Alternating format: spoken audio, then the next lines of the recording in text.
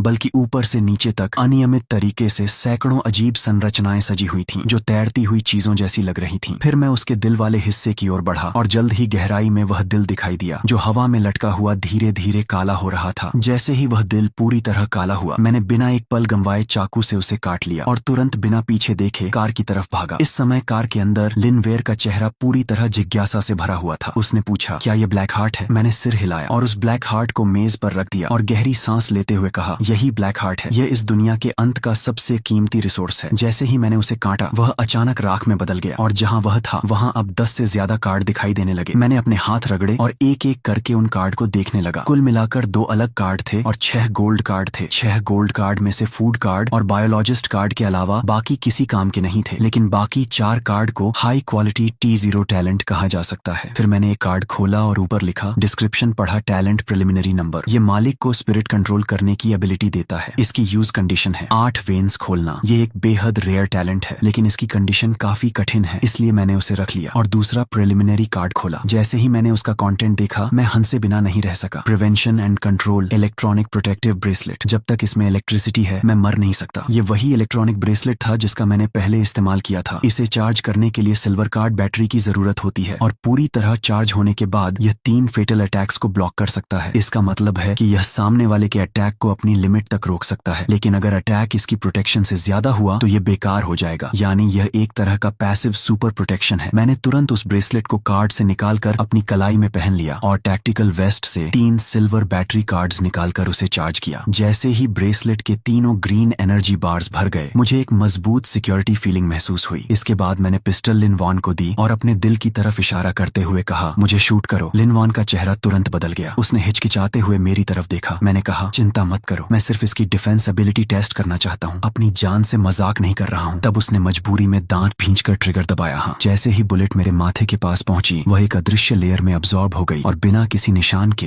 गायब हो गई। उसी समय ब्रेसलेट का एक एनर्जी बार कम हो गया। मैंने तभी देखा कि लिन वॉन का चेहरा सिर्फ शॉक्ड ही नहीं बल्कि दर्द से भी भरा हुआ था। थोड़ी देर बाद मैं हंस पड़ा। असल में पिस्टल का रिकॉइल बहुत ज्यादा था, जिससे उसकी कलाई जोर से झटके में आ गई थी। मैंने उसे बैठाया, खाना दिया और उसकी कलाई को संभालने में मदद की। फिर कहा, यह हथियार तुम्हारे लिए सही नहीं है, तुम बॉ और एरो इस्तेमाल करो। लिन वॉन ने धीरे से अपनी कलाई सहलाई और बोली, मैकेनिकल बो, मैंने शूटिंग के समय थोड़ी प्रैक्टिस की थी। क्या सच में है? मैंने कहा, हाँ बिल्कुल, मेरे पास और भी हैं। फिर मैंने सिल्वर कार्ड्स निकाले जिनमें कुल 6 मैकेनिकल बोस थे। उनकी फंक्शन और पावर बिल्कुल एक जैसी थी, फर्क सिर्फ उनके कलर का था। बिना किसी हेजिटेशन के लिन वॉन ने पिंक कलर वाला मैकेनिकल बो चुन लिया।